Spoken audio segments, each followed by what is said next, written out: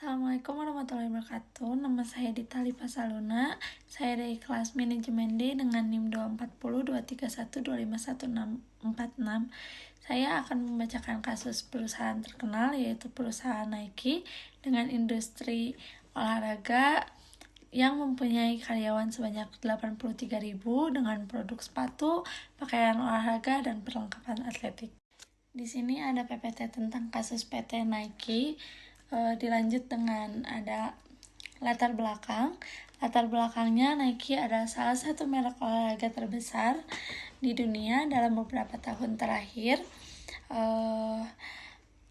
Perusahaan menghadapi perubahan besar dalam perilaku konsumen, persaingan ketat dari Adidas dan Puma, serta tekanan untuk lebih transparan dan cepat dengan inovasi.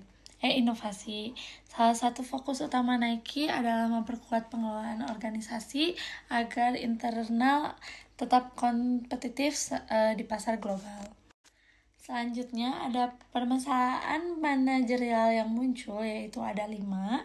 Yang pertama adalah masalah koordinasi dengan pemasok global, di mana Nike menggunakan banyak pabrik mitra di berbagai negara. Yang permasalahan yang timbulnya seperti standar kualitas tidak konsisten, komunikasi antar tim desain di US dan pabrik di Asia sering terlambat, serta lead time produksi meningkat hingga 20%. Lalu yang kedua ada konflik internal antara tim desain dan tim produksi, di mana tim desain ingin inovasi cepat dan model lebih baru lebih sering muncul, lalu tim produksi fokus pada efisien dan stabilitas proses. Akibatnya banyak desain yang tertunda karena pabrik tidak siap dan melakukan perubahan yang lebih cepat. Lalu yang ketiga ada kepemimpinan dalam proses transformasi digital.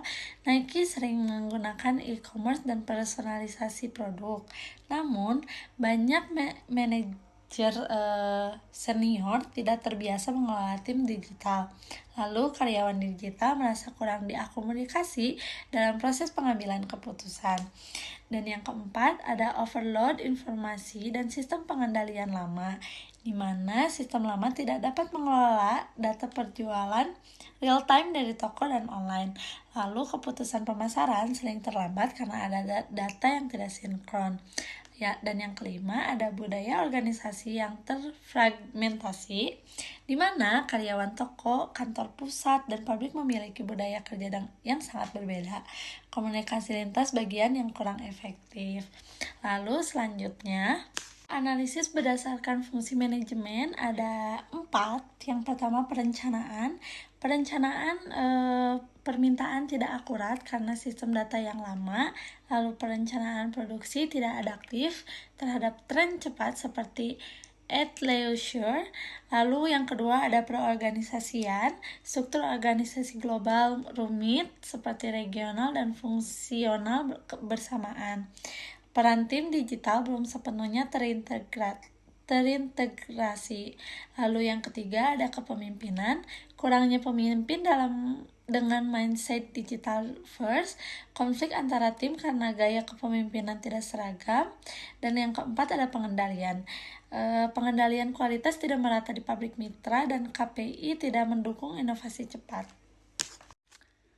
Lalu ada solusi manajerial yang direkomendasikan ada 5. Yang pertama integrasi sistem informasi global yang membuat platform tunggal untuk data produksi, penjualan, dan pemasaran, mengurangi keterlambatan keputusan.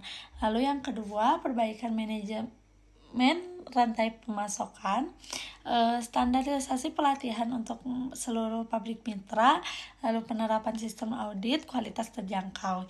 Yang ketiga ada reformasi struktur organisasi yang mengintegrasikan tim digital ke dalam organisasi, bukan unit terpisah, lalu menambah manajer teknologi di level strategis.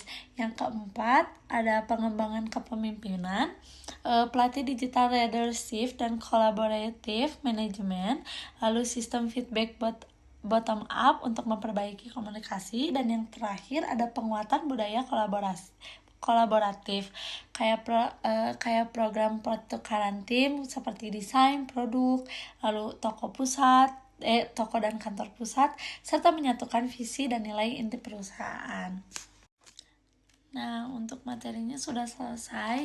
Lalu kesimpulannya yang bisa saya ambil, kasus Nike menunjukkan bahwa perusahaan besar dengan operasi global tetap dapat menghadapi masalah manajemen organisasi, koordinasi, digitalisasi, kepemimpinan, dan struktur. Solusi manajemen modern diperlukan agar perusahaan tetap inovatif dan mampu bersaing secara global. Sekian materi dari saya. Semoga dapat dipahami. Wassalamualaikum warahmatullahi wabarakatuh.